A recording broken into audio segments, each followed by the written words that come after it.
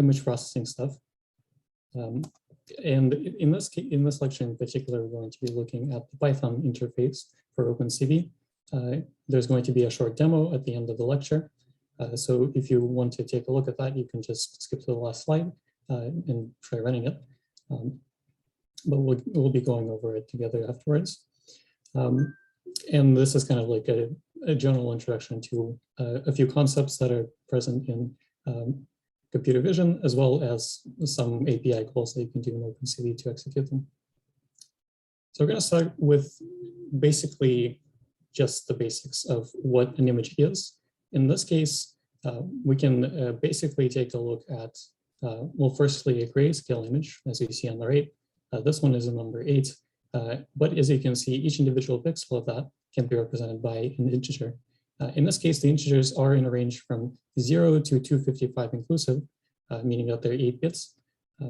And those values kind of indicate the brightness of each pixel. So 0 values indicate completely dark, 255 indicate completely light, and anything between is kind of a gradient between those. Now, most images are not actually just black and white. They have multiple colors. And it turns out that it's sufficient to just use 3 colors to represent, well, more or less everything. In this case, the common 3 channels that you'll see are red, green, and blue. Sometimes you'll also have them in reverse orders, for instance, blue, green, and red, which is what OpenCV uses. There are also other things like HSL, HSV, and sometimes you also see a 4th channel tackled onto it, which is usually alpha, representing certain parts of the image that are transparent. So if you load a PNG image, for instance, one of the things that you can do is get an alpha channel from it. Now, when you load those images into your code, in this case Python, what you'll get out of it is an ND array. This is something that you get by importing NumPy, and an ND array really is an n-dimensional array. In this case, our dimension size is 3. So as you would have with regular matrices, you have the first 2 dimensions being the rows and the columns. So if you wanted to get, for instance, the ith row and the jth column of an image, you can do it by indexing it with, well, I and j. Since we are dealing with n equals 3, we also have a last dimension in this case. It is a number of channels. As mentioned before, this is usually 3, sometimes 4. And in this case, you can kind of represent those as 3 separate images representing 3 separate colors, red, green, and blue, and when combined together, they basically represent the full color spectrum. Once we load those images into Python, we can do a few operations on them. So I've already shown an example of how you can access pixel values.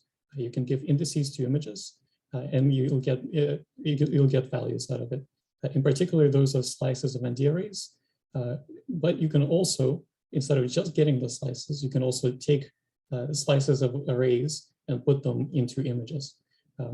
So for instance, as the first example here, image 1 receives indices from 0 to 100 for both I and j, and those are getting replaced with new values.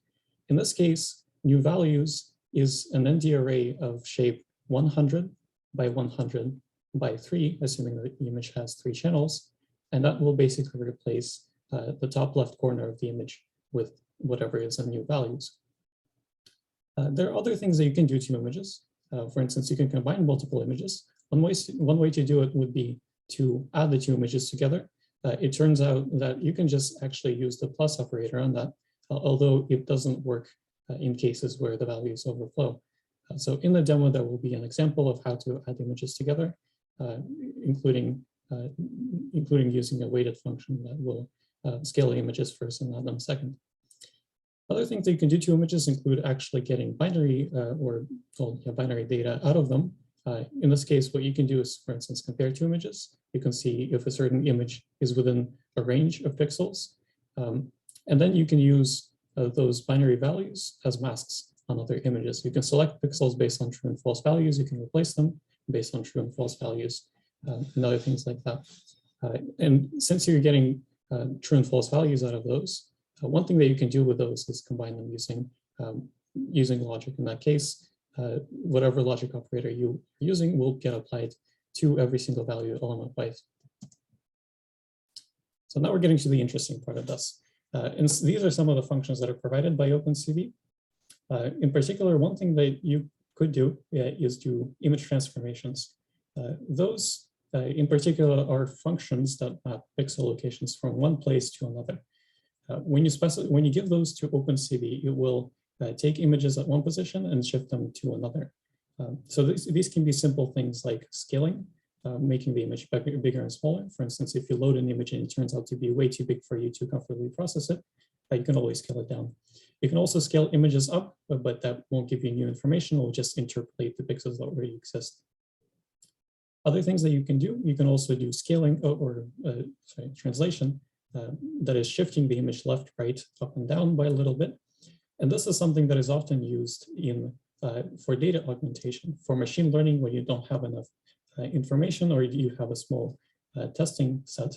One thing that you can do is do little transformations to the images to kind of make the network overfit less. Other things along this line include rotation. And those, again, are represented by matrices. In this case, you can specify an angle that you want to rotate things by. And if you were working with matrices, you can plug those into sines and cosines and get your matrix out of those. There are some more complicated transformations, actually. In particular, one thing that you can do is also affine transformations, which are a combination of all three. Or you can do perspective transformations that actually give you an extra 2 degrees of freedom for a total of 8. So what you can do is actually specify 4 points of an image. As you can see in the top right, there's a list of papers saying hello. And what you can do out of it is you can tell it to basically move those points to the corners of the image. So one application of this would be to present it some kind of document, detect the corners, then map those corners to a rectangle. And in this case, it flattens out whatever information was on the list of paper. In terms of matrix multiplication, the way that you get those 2 extra degrees of freedom is actually making a 3x3 matrix as opposed to a 2x3 matrix as a fine transformation. Use it. A 3x3 matrix would actually, let you vary 8 values. And whatever value you get out of it will have actually a third number in it. And what you can do with that is divide every single number by it. And then you'll get an x coordinate, a y coordinate, and a single scalar of just being 1. And here are some, in the bottom right, there are some examples of what the transformation could be. It looks like the slide didn't render. Anyways, another thing that you can do with OpenCV is feature detection. And that would be to take an image and basically run it through a function that will give you a list of points, something that you can see basically on the bottom right. So in this case, what it does is it considers a bunch of relevant information that could be found in the image, for instance, corners, lines, little edges that bend and stuff like that. And the reason that this is useful is if you have 2 images that are very similar, for instance, 2 images taken by cameras a few millimeters apart, you can basically map you can basically connect those points together. You can say that either between the different positions of the camera or the different time steps at which the photos were taken, this is how the points moved. And we'll see later on that one of the applications of this would be to either detect what the depth is of the feature points, how far they are away from the camera, or detect how the camera is moving. So for instance, if the camera moved like a certain amount, had a certain translation over a period of time, you can basically say, this is how my position changes over time. One kind of important thing about this is these features can exist at various scales. So you can have them closer to the camera, that would be bigger. Farther away from the camera, they would be smaller. So one thing that this does is actually considers the images at different sizes, at different scales. So you can basically take the image, scale it down, and look for features again. If you find those features, that means they exist in the image, but they are larger. So this is kind of another thing that you can do with OpenCV. This is camera calibration. We'll see why this is relevant in the next couple of slides. In particular, this one makes, it adjusts for transformations between 2D and 3D space. In particular, when an image is taken, you can think of it as it's taking points in the 3D space and then mapping them onto a plane. So modern cameras typically have a single focal point. You can think of it as such. And then whatever points you are taking a picture of, they would basically have a line going from that point to them through some kind of plane. And whatever position they get, whatever the position is where that line intersects with the plane is where they will end up on the image. Now, this isn't as simple as it is because in practice, you get other things that happen, for instance, distortion, radial and tangential distortion in particular. If you have things that are closer to the camera, they will appear kind of warped, for instance. So you can see in the bottom right, the chessboard kind of seems like it has curved lines. If you put up a ruler to the screen, you would actually see that in the image, they are actually straight. So that's one of the things that you kind of have to calibrate for. The good thing is you don't have to do this yourself. This is basically a function that you call. In particular, one thing that you can do is have some kind of reference object, for instance, a chessboard, that has easy to detect features, and you know how far those features are. In this case, you can then call the function, well, for instance, find chessboard corners if you have a chessboard, and that will give you locations of those corners as a list of points that you can plug into another function called calibrate camera, which will give you your needed coefficients. The coefficients, again, are coefficients of distortion. And another thing that this gives you is actually camera parameters, things that basically describe how, well, what's your field of view, how wide your sensor is compared to the image that you see. And those are kind of represented by a matrix seen in the top right. And these are specific for each camera. So we can calibrate them for the camera once and basically be done with it. So one reason this is useful is, well, once you know how to map 3D and 2D spaces back, one thing that you can get back is like additional information that you've lost by taking the picture. So I think I mentioned this before, but when you have, for instance, two images that were taken at very close times together, you can take a look at whatever the difference is between them and estimate how far your camera moved between the two time steps. In this case, for instance, we can take the same chessboard function that gives you feature points, and then basically like match them to each other. Once we do, you can call another function to basically give you the shift in position and in rotation that the camera had over the time step. One thing that this lets you do is augmented reality. If you, once you take the initial position of the chessboard, you can draw a shape on top of it. And as your camera moves, so long as your calculation is accurate, you can project some kind of shape on top of it that also gets mapped through the same translations and rotations. Kind of like one last thing here that's kind of used with camera calibration and projecting things from 2D back to 3D is getting that third dimension back. And in this case, you can get information about depth and then kind of like, based on that, be able to reconstruct what the 3D objects were.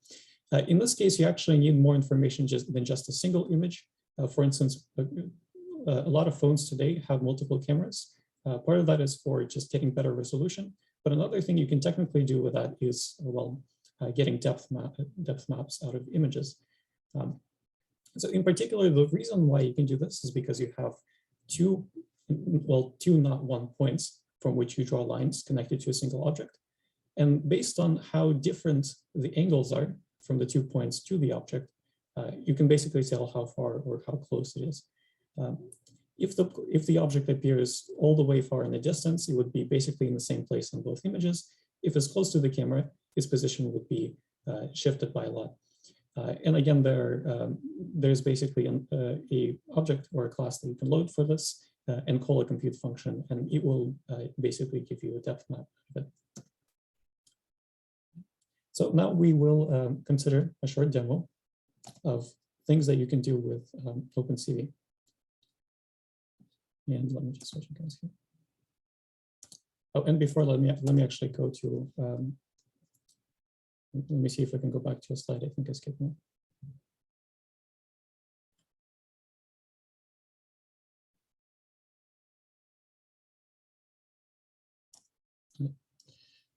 So, so one thing that I also wanted to mention are the various image processing things that OpenCV can do. In this case, I have a few examples kind of listed here on the slide. So you can do simple things like, for instance, smoothing. In this case, that will be like applying a Gaussian filter to an image. One thing that you can also do with this, which is not listed here, but kind of really important, is edge detection. If you use a kernel that basically looks for differences in the X value or in brightness of the pixels over the X value or over the Y value or over the diagonal, you can find areas of the image where those values rapidly change. You can kind of think of it as a gradient of the image. Like if the brightness changes with respect to the X value by a lot, you can detect that there's an edge there. Same thing for the Y coordinate or a combination of the two. One thing that lets you do is Hopf transforms. Seen at the top right, you can take values that you get from edge detection and plug them into methods that basically look for, in this case, circles, but you can also have one for lines. Specifically, what this one does is it draws lines and sees where they intersect with the values gotten from k-NEI edge detection. And if those values intersect at certain points, you can postulate that there's a circle centered around those. In particular, you could apply it to an image like this and then kind of detect where the circles are. One good thing about it is since it's using k-NEI edge detection, it doesn't really care what the color of the object is, if it's maybe similar to the background, as long as it has a very clearly defined edge, it should be able to locate it. Kind of like a simpler application of OpenCV would be to take photos and to color correct them. Specifically, one thing that you can do is take a photo, plug it into a method and get a histogram out of it. And then based on that, you can calculate means and medians of the histogram and correct for it. For instance, if you detect that the image is either overexposed, if it has values that are on average too bright or too dark, you can correct for that. You can also do color correction on this. Another thing that is kind of useful is for things like, well, k-NEI edge detection or binary thresholding, sometimes you get really noisy masks out of it. And this is kind of represented by a black and white image of a J with a few dots in the background.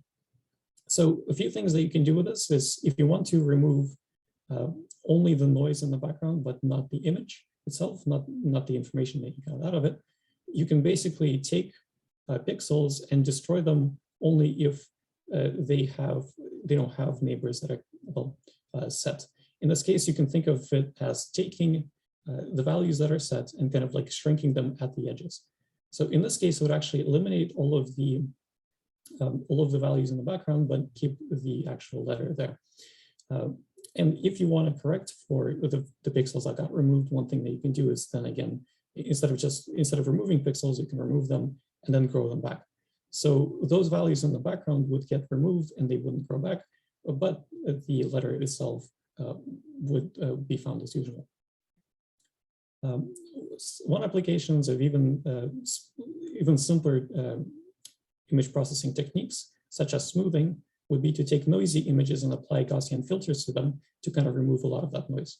So if you have algorithms that depend, for instance, on thresholding or specific values not being too noisy, then you can apply a Gaussian filter first and then do whatever operation you want to do second. One last thing, which is kind of important, also kind of fairly difficult to do, is image pyramids. What those are used for is image blending. This is an image in the bottom right. You can take an apple and an orange and kind of combine them together.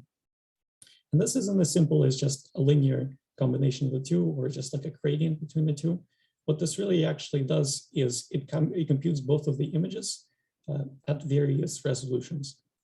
And then if you want to blend the images together, what you can do is blend them at each of those different resolutions. So kind of have the finer details near the center, and then more of the rougher details also blended separately. By the way, one thing that this lets you do is panoramas. If you have a lot of images that overlap by a lot, you can blend them in this way to kind of create one large image. Okay. And now onto the demo.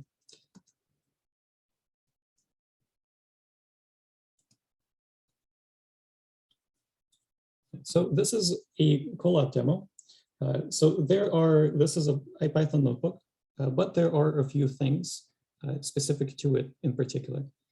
So just kind of note if you want to take something like this and run it locally, or download this and run it like in Python or in Conda.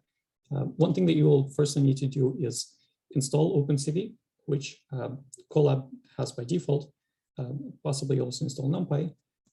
And also one kind of important thing here is Colab uses a function called cv2 image show. If you were doing this locally, you would do cv2.imso instead of an underscore. This one in particular is a function that works in Colab, but not locally. So I can basically do the imports. And then one thing that I'm doing here is downloading a bunch of sample images.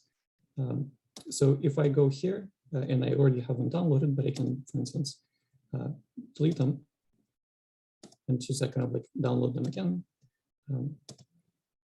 Actually, yeah, this one doesn't let me delete, but anyways, if you run this one, it goes to 5 different websites, 5 different URLs, and requests images from those. The 5th one is actually not an image, but a classifier. We're going to be using that later on. So let's start with just like a basic image. So here, let me actually.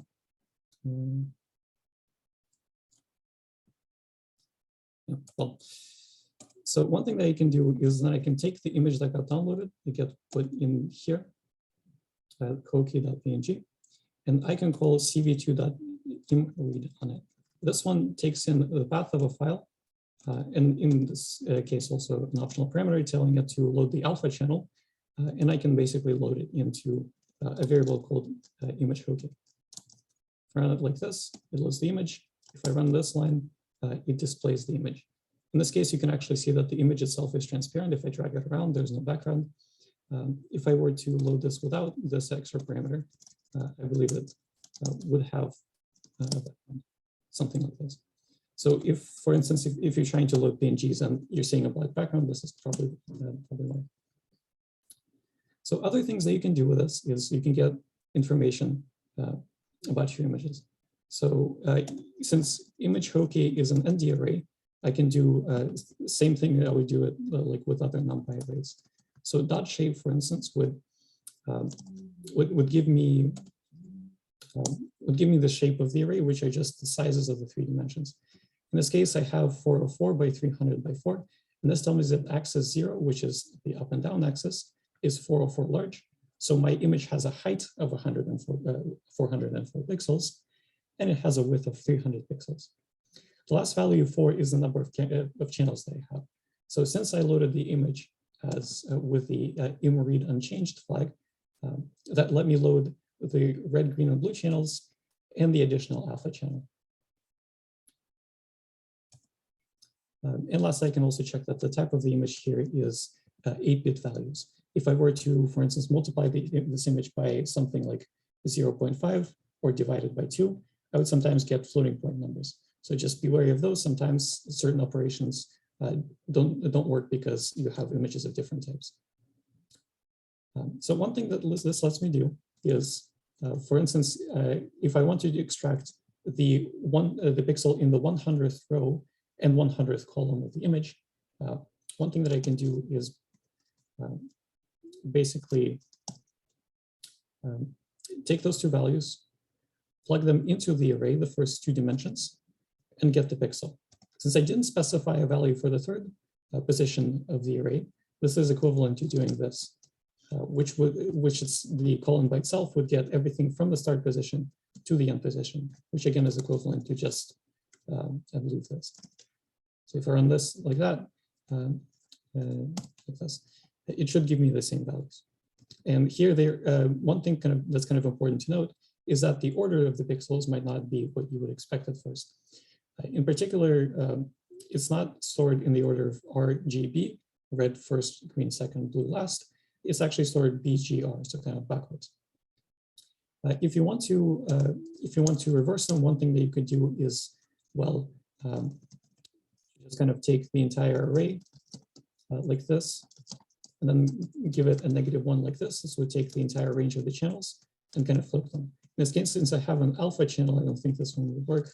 If I do this, I think it should. Well,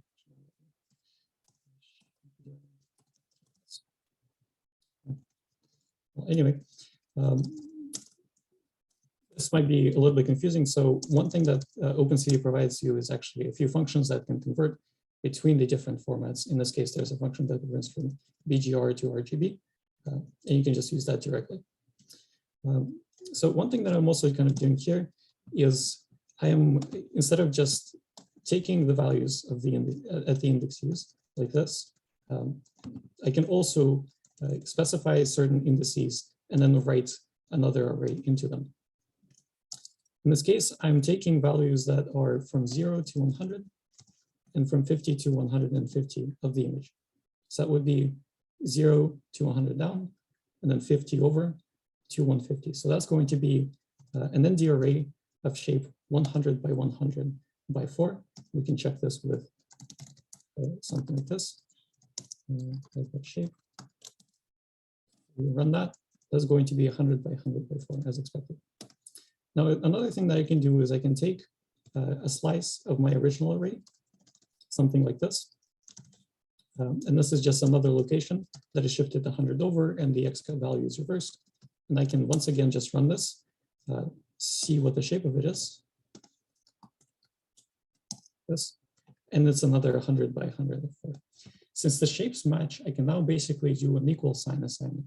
In this case, that's the next line over. I can take my image, the slice of it that is 100 by 100 by 4, and then take a value, take the values that I had, the head of the hotkey, and put those into the same image.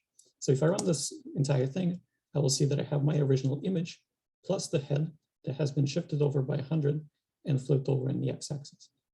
So this kind of like it shows how you can not only use indexing to retrieve values, but also to set values. So this is particularly useful if you are doing something that required manually setting values of pixels. So another thing that you can do, as mentioned, you can load other images. In this case, I can load something called image logo. If I do CV2 and show image logo, it looks just like this. So this one is a logo of about the same size as a hotkey. We can check this with shape. And just do this. But I believe its shape should, oh, right, it's image. So its shape is 433 by 328 by 4. So not quite the same as our hotkey. So if we try to do something like image hotkey plus image logo like this, it would not like it. It'll tell us that the shapes don't match. So one thing that you can then do is get a slice of both of the images. So image hotkey by itself has a shape of 404 by 300 by 4. So I can then define two values, h and w, as my width and height, like this. And then I can get slices of this image. So if I were to do this one normally, its shape is 404 by 300. If I were to take a slice of it in the h direction, in the x direction, I'll get, that would reduce the first dimension by from 404 to 400. Same thing with the second dimension, I can give a width to it. In this case, it doesn't reduce it, but if in the other case it will. So same situation with the logo. We started out with something that was 433 by 328 by 4. We can take a slice of it over the 0th axis to reduce the first dimension to like this, to reduce the first dimension to 400.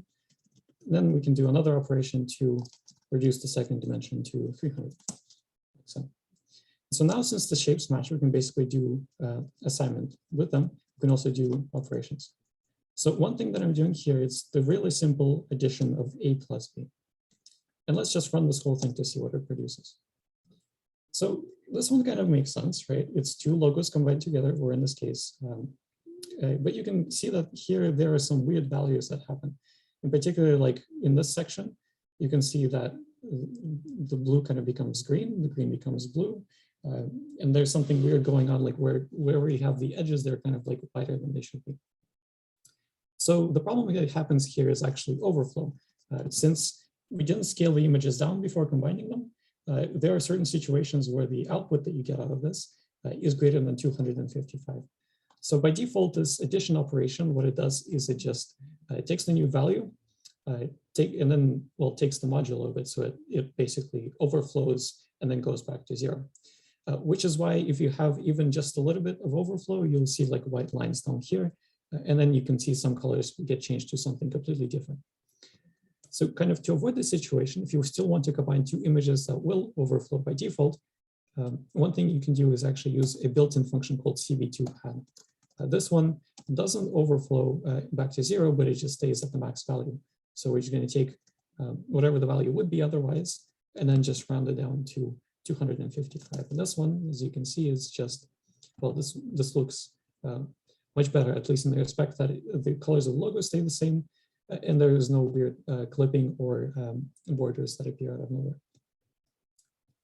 So this is kind of it for basic operations. Now let's move on to something a little bit more advanced. In particular, I mentioned before that we had different color channels for an image. So we can try to work with those. In particular, one thing that happens is when you load an image, it is shown in blue, green, red format. So the channels are maybe a little bit backwards from what you would expect. So here I'm just taking an image called tennis.jpg, loading it into image BGR in the format that it should be, like so. And then let's just display this image. And this image looks as we expect it to look. Now, another thing that we can do is then take this BGR image and convert it to RGB. The function for this is convert color.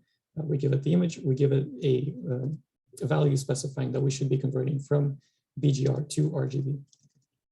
If we run this, we get the image back, and we can also try to display this image. One thing about this is the image will actually look really strange. In this case, it looks like the image became more blue. Really what happened was that our red and blue channels got swapped since we converted from BGR to RGB. Now the function that we're using in show still requires the image to be BGR, or at least assumes that the image is BGR. So what happened here is that we, by converting from BGR to RGB, swapped the channels, and now we're seeing those weird colors. And we go to BGR, back to BGR, it should be the regular image again. Now, this is useful in some situations. For instance, if you want to get a specific channel of an image, it's kind of easy to forget that it's in BGR. For instance, if I wanted to extract the green channel, I could use index 1. If I wanted to extract the red channel, I could use index 0. But if I use BGR here, it would actually extract the wrong channel. It would give me the blue channel instead. So kind of to avoid this, one thing you can do is convert to RGB. Another useful application of converting between channels is you can actually convert to HSV. So, and that's when you get when it gets certain values, like for instance, the brightness of a pixel without having to do some kind of function on the 3 separate channels together. In this case, what this actually was before is it was getting the channel index 1 from the image. In this case, channel index 1 is actually the second channel, which in our case is the green channel. It's called here in image green. And then we show this image, and as we do, we kind of get a channel like this. Now, one thing that's kind of relevant here is that the tennis balls are actually brighter than most of everything else in the image. The reason why this happens is they're more yellow than everything. So they're a green and red channels are probably going to be higher. And we, again, can take a look at the 0 channel just to confirm that. The 0 channel also is, well, slightly brighter, but it turns out they're about the same. So it looks like if we wanted to separate these 3 objects, the 3 tennis balls from the rest of the image, we might as well just look at the first channel, because since it gives us the biggest difference between the objects in the background. Next thing we can do is actually apply a threshold to this image. We can run a function like this, tv2 threshold, and this one just applies a simple binary threshold. I gave it a specific value of 190, and this is kind of the value which would determine whether a pixel becomes true or false, whether it becomes completely dark or completely bright. And if we were to display this image, since this is a binary image, it will appear just as black and white, which should be this and show. And this is. So if we display it like this, we get, as expected, the 3 tennis balls are going to have a white value set to them because, well, they are above that threshold, but most of everything else will not. One thing that we kind of see here, and this kind of a fault of this algorithm, is that we have actually lines in the background. And that's because in the original image, we also had white lines on the field, which still have a higher green value than the threshold.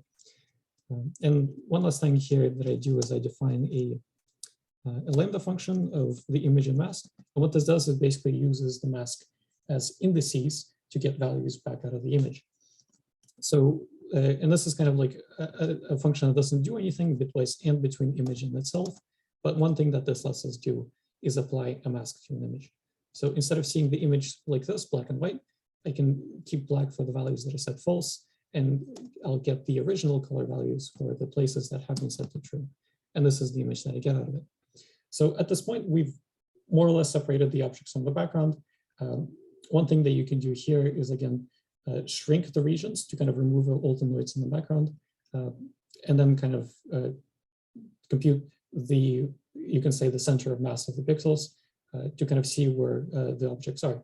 If you are tracking just one object, this would let you basically hold up an object on screen, move it around, and it would detect like where the object is. Same thing for objects of 2 different colors. You can just use 2 different channels, 2 separate thresholds, and then detect them separately. Now we can actually do a little bit better than this. Instead of just looking at one channel, instead of looking only for green things, we can look for a specific color of things. In particular, what we can do is we can actually define 2 color values, one for the lower amounts and one for the higher. And then everything that has its values between the lower red value and the higher red value, the lower green value and the higher green value, and the 2 blue values is going to be selected. So we can, again, just define these as such. And then for this one, we can apply a function called TV2 in range. This one takes our original RGB image, the two limits for the colors, and then computes the image. And if you run this entire thing, it's going to give us a result that's actually subjectively at least a little better than the previous, at least in the sense that it has no background noise, it has no lines in here. It just has the 3 tennis balls that we wanted to identify. In particular, this is useful for not having to remove the values from the background. And the reason why you can actually throw away those white lines is because they are above the higher threshold here. So this kind of gives us more customization in terms of which colors we're looking for, and kind of like ignore everything below and everything above.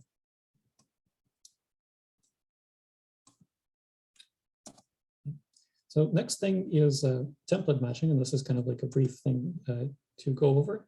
And just kind of to go back a few steps, back when we started looking at images here, one thing that we've done is we actually extracted the head of the Hokie bird by giving it values from 0 to 100, from 50 to 150. So if we then wanted to take a look at what that looks like, really quickly, we'll get another cell going here. Say CV2, can show head. And this one should just display the head that we're trying to find. So in this case, this is actually an exact slice of the image in the original image is like this. Well, this one actually has the head back in it, but the original, I guess, didn't. So now what we're going to be doing is we're going to be looking for the head of the Hokie bird in the image of the Hokie bird. Now this in particular isn't too useful because we've taken that from the image and we're looking for it again. I guess we could just use the same coordinates that we used to extract it in the first place. But something that this lets you actually do is take a template, like a face of a person, and try to extract that from images that you haven't seen before. It turns out in practice that isn't too great, and for that one we'll have another section. The last 4th section talks about face detection. But one thing that this lets you do really well is extract things that don't change, for instance, like sprites in video games. You can take a game of Mario and look for coins on the screen. You can take a game of Pac-Man and try to extract pellets from the screen. And if you were doing something with AI, you can then just take just the values on your screen and use those to extract the template from it. So now let's actually go ahead and try to extract the template. The function that you use for it is, well, match template, CV2 match template. It takes in the image, it takes in the template to search for, and the method. The method here is being fixed as CV2 TM CCOEFF. There are quite a few different methods. Some perform worse than others, some perform better than others. But what this provides us is a variable called result. And I'm doing quite a few transformations on this. This is not really relevant, just kind of to be able to see where the values are, because their range is, they're arbitrary float numbers, basically.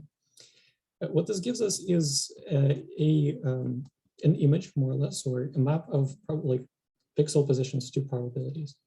And here, what this represents is how likely we have, how likely we are to have a template start at this position, in particular the top left column of the template to start at that position. So for instance, the black spot in the bottom right just kind of indicates that anything in there, if we were to put a template with the top left corner being in the black corner, it would be very unlikely to be here. On the other hand, we see that there are two positions right here and here at the top of the results that kind of indicate that we are likely to have the head of a hokey bird being either placed here somewhere or here somewhere. It turns out that both of those locations actually have the head of the hokey bird. Unsurprisingly, since we, I guess, took it from there and put it at the second location. And now one thing that we can do is go over this result, find the max value,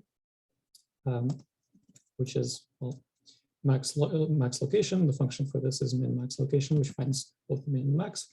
And then we can take that and basically just draw a rectangle using that. And the function for that is CV2 rectangle. It modifies the original ND array, and then we can visualize it as such. Turns out it finds the head as exactly as it should be.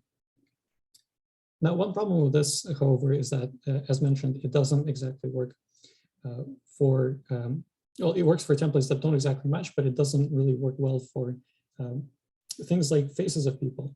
When you look a certain different direction, the image of your face is going to change by a lot. And the template thing is probably no longer going to work at least as efficiently as it was before. So OpenCV actually provides ways to do facial recognition. For this one, we're going to load another image. This is a famous painting. And first thing that we do here is actually scale it down by a factor of 50%, where its new size is going to be 50% of the original size. This is also kind of a common operation, happens in OpenCV. Function for that CV2 resize, and it basically just takes the new expected shape that you want the image to be in terms of height and width, or I guess actually width and height. One thing that's also kind of important here, the dimensions are switched. So the 0th axis, which is the height of the image, is actually going to be placed as the first value in the dimension. So we just kind of like, if you were to flip them around, this would kind of stretch the image sometimes. And then we just kind of show the image of the person here. And then for this one, what we do here is we load a classifier from the XML file that we loaded near the beginning. And this is actually a facial classifier, a cascade classifier. So if we do this, it creates a model. Then we can call detect multiscale on, and this one will actually give predictions of where the faces should be. One thing that's kind of not demonstrated here, but that this algorithm can actually do, is detect multiple faces. So when it does that, the locations of the faces are actually going to be in an array. So this for loop over the x, y, and the width and height of the faces would run multiple times, and in this case, draw multiple rectangles. But in this case, there should be just one detection. And we should be just drawing one rectangle of, well, starting at this position with this width and height, with the value being red here, since we're doing blue, green, red, and the width of 4. And if we run this entire thing, it's just going to take this image and draw the rectangle. So the classification is correct. Just to kind of like, as a few final points about this, this is one thing that you can do with this is if you wanted to take this face and then extract it and then kind of just look at just the face and not anything around it, you can basically do like a cropping operation. With some of the more advanced facial detection algorithms, what you can do is actually get facial features out of it. So places where, for instance, your nose is, like where the tips of your mouth are, and so on and so forth. So for instance, glib is another library that can do that. And then it provides also functions that can transform those feature points back to where you would normally expect them on the face. And it does basically a few warping operations, and it would let you take a face that is, like, for instance, like tilted one way a little bit, and then just kind of make it face forward. And if you, one reason this is useful is if you were doing something like facial recognition, or sorry, like facial recognition, like based on giving it a face and trying to see who the person is, you can do this first step in OpenCV or glib to get the facial information and cut it out and then send it to your neural network or a CNN or something. In this case, if you're using something like glib, it would actually let you transform the face, and having faces that always face forward is going to be something that will increase the accuracy of the network. And so, kind of a few finishing points on this. I provided links in the slides for if you want to take a look at some of the articles behind this. For instance, like, here's an example. So post estimation here. If you want to read more about this, there are articles here. This particularly talks about the Python interface of this, but there are also, you can also do this in C++. Yep. And so thank you, everybody, for being here. And good luck on your hackathon.